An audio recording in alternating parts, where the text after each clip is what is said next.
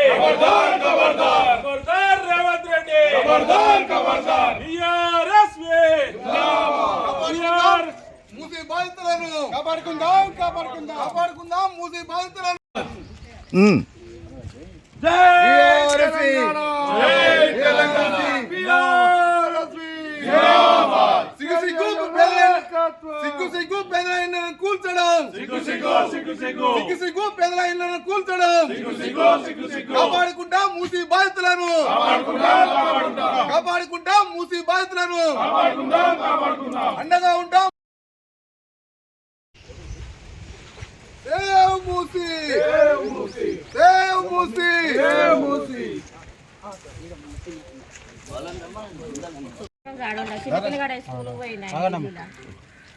మూసీ నిర్వాసిత బాధితులకు అండగా ఈరోజు బీఆర్ఎస్పీ పార్టీ ఆధ్వర్యంలో విద్యార్థి విభాగం తరఫున రంగారెడ్డి జిల్లా విద్యార్థి విభాగం తరఫున ఈరోజు పోరుబాట కార్యక్రమం కొత్తపేట డివిజన్లో నిర్వహించడం జరుగుతుంది.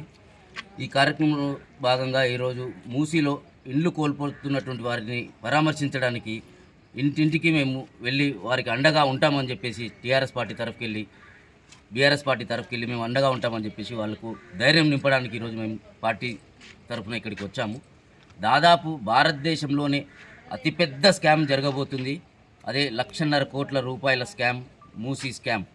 ఇది చరిత్రలో నిలిచిపోతుంది. టీఆర్ఎస్ ప్రభుత్వంలో 16,600,000తో మూసీ సుందరీకరణ పనులను చేపట్టాలని టీఆర్ఎస్ పార్టీ ఎస్టిమేషన్ వేసింది. కాంగ్రెస్ పార్టీ దీనిని 1,50,000 కోట్లకు పెంచి అంటే దాదాపుగా 1,34,000 కోట్ల రూపాయల స్కామ్కు కాంగ్రెస్ పార్టీ తెరదించింది. దీన్ని మేము ఖచ్చితంగా టీఆర్ఎస్ పార్టీ అడ్డుకుంటుంది. ఒక్క ఇల్లు కూడా ఇక్కడ టీఆర్ఎస్ పార్టీ ఒక్క ఇంటిని కూల్చినా సహించేది లేదు. గతంలో టీఆర్ఎస్ ప్రభుత్వంలో మేము కూడా ఇక్కడ కార్పొరేటర్ ఉన్నప్పుడు నాగోల్ బ్రిడ్జ్ నుంచి అంబర్పేట్ బ్రిడ్జ్ వరకు కేవలం 6 కోట్ల రూపాయలతో ఇక్కడ వాకింగ్ ట్రాక్ కట్టించాము మరియు పార్కుల సుందరీకరణ చేశాము. ఇప్పుడు వీళ్ళు దాదాపు 44 కిలోమీటర్లకి 1,50,000 కోట్ల బడ్జెట్ కేటాయిస్తున్నారు. 6 గ్యారెంటీల అమలుకు పైసలు లేవు కానీ 1,50,000 కోట్ల రూపాయలు ఎక్కడికి వెళ్ళి వస్తున్నాయి ఈ ప్రభుత్వానికి. అదేవిధంగా 6 గ్యారెంటీలతో పాటు రిటైర్డ్ అయిన ఎంప్లాయీస్కి ఇంతవరకు పింఛన్ డబ్బులు ఇవ్వడం లేదు. వాళ్ళు రిటైర్డ్ అయ్యి దాదాపు 35 సంవత్సరాలు గవర్నమెంట్కి సర్వీస్ చేసి ఈరోజు తలలు బాదుకుంటున్నారు, ఆత్మహత్యలు చేసుకుంటున్నారు రిటైర్డ్ ఎంప్లాయీస్ కూడా. వాళ్ళందరికీ ఇవ్వడానికి డబ్బులు లేవు కానీ 1,50,000 కోట్ల రూపాయలతోటి స్కామ్ చేయడానికి మాత్రం మన కాంగ్రెస్ ప్రభుత్వంకి డబ్బులు ఎక్కడి నుంచి వస్తున్నాయని ఈ సందర్భంగా మేము డిమాండ్ చేస్తున్నాము. జై తెలంగాణ. నుంచి 14వ తారీఖు వరకు బీఆర్ఎస్ ఆధ్వర్యంలో మూసీ పోరుబాట అనే కార్యక్రమం చేపట్టినాం. ఎందుకంటే మూసీ ముసుగులో ఈ రాష్ట్ర ప్రభుత్వం, ఈ రేవంత్ రెడ్డి సర్కారు 1,50,000 కోట్ల స్కామ్కు తెరలేపింది. మా బీఆర్ఎస్ పార్టీ తరఫున కానీ బీఆర్ఎస్ విద్యార్థి విభాగం తరఫున కానీ మేము మూసీ ప్రాజెక్టు వ్యతిరేకం కాదు. మూసీని సుందరీకరణ చేయి, కానీ మూసీ పేరు మీద లూటికి పాల్పడదని చెప్పి ఈ రాష్ట్ర ప్రభుత్వాన్ని హెచ్చరిస్తూ ఉన్నాం. అదేవిధంగా మూసీ ముసుగులో పేదల ఇళ్లను కూల్చుతుందని చెప్పి హెచ్చరిస్తూ ఉన్నాం. పేదల ఇళ్లను కూల్స్తే బీఆర్ఎస్ పార్టీ అండగా ఉంటుంది. ఒక్క పేదోళ్ళ ఇంటిగా కూల్చినా కూడా బీఆర్ఎస్ పార్టీ వచ్చి ఆ ఇంటికి కాపలా కాస్తారని కూడా తెలుపుతున్నాం. అదేవిధంగా ఈ రాష్ట్ర ముఖ్యమంత్రి ఇక్కడనేమో బుల్డోజర్ రాజ్యం తీసుకొస్తాడు, అక్కడ ఢిల్లీనేమో రాహుల్ గాంధీ ఏమో మేము బుల్డోజర్కి వ్యతిరేకం అంటాడు. మరి ఏది నమ్మాలి? ఈ రాష్ట్ర ముఖ్యమంత్రి నరేంద్ర మోడీ చెప్పినట్టు నడుచుకుంటుండా, రాహుల్ గాంధీ చెప్పినట్టు నడుచుకుంటుండా? ఈ రాష్ట్ర ప్రజానికం కానీ ఈ రాష్ట్ర ముఖ్యమంత్రి వర్గంలో మంత్రులు కానీ ఆలోచించవలసిందిగా కోరుతా ఉన్నాం. ఎట్టి పరిస్థితుల్లో మూసీ సుందరీకరణ చేయి. మూసీ సుందరీకరణ ముసుగులో ఏదో అవినీతికి పాల్పడుతున్నావో, లూటికి పాల్పడుతున్నావో, నీ స్కామ్కి పాల్పడుతున్నావో ఆ స్కామ్కి వ్యతిరేకము. మా ఆయాంలో మా ప్రభుత్వంలో ఉన్నప్పుడు దీనికి డిపిఆర్ కూడా సిద్ధం చేసినాం. కేవలం 16,630 కోట్లతో అయ్యే వ్యయాన్ని ఇలా 1,50,000 కోట్లకు తీసుకొస్తున్నావు. దేనికి తీసుకొస్తున్నావు? ఇలా కనీసం ఒక డిపిఆర్ ఏదైనా ప్రాజెక్టు చేయాలంటే ఒక డిపిఆర్ ముందు కావాలి. ఆ డిపిఆర్ బయట పెట్టకుండా నువ్వు ఇలా టెండర్లకు ఎట్లా వెళ్తున్నావు అని చెప్పి మా బీఆర్ఎస్ విద్యార్థి విభాగం తరఫున మిమ్మల్ని అడుగుతా ఉన్నాం. నీకు నిజంగా చిత్తశుద్ధి ఉంటే మూసీ ప్రాజెక్టు సుందరీకరణ చేయాలని ఆలోచన ఉంటే ఫస్ట్ డిపిఆర్ని బయట పెట్టు. నువ్వు ఏం చేయాలి, ఏడికి చేస్తున్నావు, దీనివల్ల ఉపయోగం ఏంది, పేదలు కూల్స్తావా కూలవా, ఒకవేళ దీని యొక్క ఎంతవరకు మీటర్స్ మార్జిన్ తీసుకోబోతున్నావు. అది బయట పెట్టకుండా నేను ఉట్టిన 150 కోట్లతో తీస్తా, ఒకసారి 50 మీటర్లు అంటావు, ఒకసారి 100 మీటర్లు అంటావు. దీనివల్ల ఒక 3200 చిల్లర ఎకరాల భూమిని సేకరిస్తున్నావు. ఈ 3200 ఎకరాల భూమిని ఎవరికి దారదత్తం చేయడానికి ఇస్తాము? పేదల ఇళ్లను రక్తంలాగా తాగి పేదల ఇళ్లను కూల్చి ఇవాళ 3000 ఎకరాలు ఎవరికి దారదత్తం చేయడం కోసము. ఇక్కడ మాకు హైరేజ్ బిల్డింగ్లు అవసరం లేదు, మాకున్న ఇల్లుదారు. ఎందుకంటే పేదలు, సామాన్య ప్రజలు, మధ్యతరగతి కుటుంబాలు ఇల్లు కట్టుకొని ఉన్నారు. వాళ్ళు ఒక ఇల్లు అనేది ఒక ఎమోషనల్ ఫీలింగ్.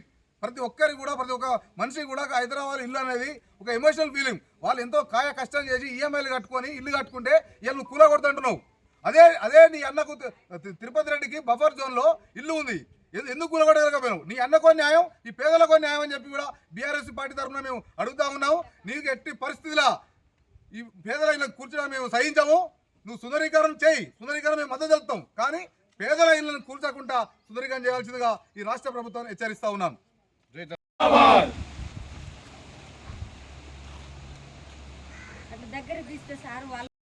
సేవ్ మూసీ, కాపాడుకుందాం మూసీ బాధితులను, కాపాడుకుందాం మూసీ బాధితులను, అండగా ఉంటాం మూసీ బాధితులకు, అండగా ఉంటాం మూసీ బాధితులకు.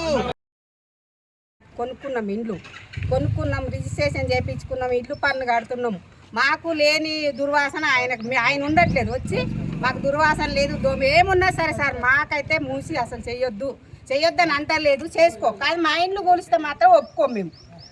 మేము కన్న కష్టాలు పడి కొనుక్కున్నాం, అవి ఆయన ఇచ్చింది కాదు. అది ఈ ఏడాది నుంచి చాలా ఇబ్బందులు పడుతున్నాం సార్. ఈ రేవంత్ రెడ్డి వచ్చిన కానీ నానా ఇబ్బందులు పడుతున్నాం. మాకు ఆరోగ్యాలు సరిగా లేక, తిండి తిప్పలు లేక, మూసి అనగానే మాకు భయం వేస్తుంది సార్.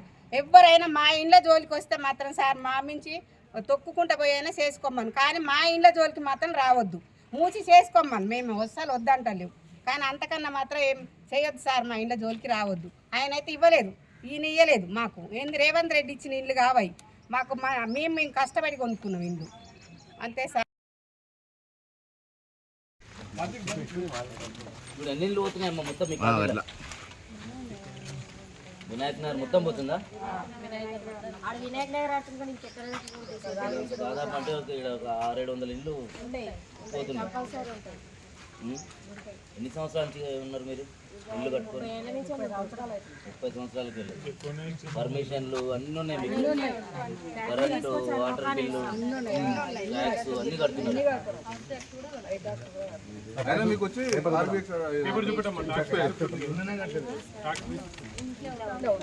ఇదంతా ప్రైవేట్ భూమి కాబట్టి మా టీఆర్ఎస్ ప్రభుత్వంలో ఇవన్నిటికీ మేము రోడ్లు వేయించినాం ఈ కాలనీలలో.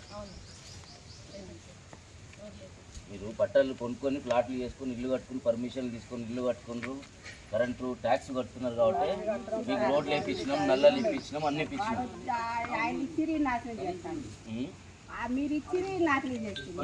కాంగ్రెస్ ప్రభుత్వం వచ్చింది, మొత్తం దాదాపు 10,000 ఇల్లు కూలగొట్టాలని వాళ్ళు నిర్ణయించుకున్నారు. దీన్ని ఎట్టి పరిస్థితుల్లో టీఆర్ఎస్ పార్టీ మాత్రం అడ్డుకుంటుంది. ఒక్క ఇల్లు దగ్గరికి వచ్చినా టీఆర్ఎస్ పార్టీ మొత్తం వచ్చి మీ ఇంటి ముందర కూర్చుంటాం. ఏంది ప్రాపర్టీ ట్యాక్స్? లేటెస్ట్ మీ ఇల్లు మీది కాకుంటే ప్రాపర్టీ ట్యాక్స్ కట్టమని మీకు ఎందుకు పంపిస్తారు? ప్రాపర్టీ ట్యాక్స్ కట్టనంటే మీ ప్రాపర్టీ అనే కదా, మీరు ప్రాపర్టీ ట్యాక్స్ కట్టమని. మీ ఇల్లు గుంజుకోనికే వాళ్ళకి ఎక్కడుంది హక్కు? కాంగ్రెస్ ప్రభుత్వానికి ఓటేసి గెలిపించి తప్పు అని చేసింది కేసీఆర్. రేవంత్ రెడ్డి మళ్ళీ అడగమని వచ్చి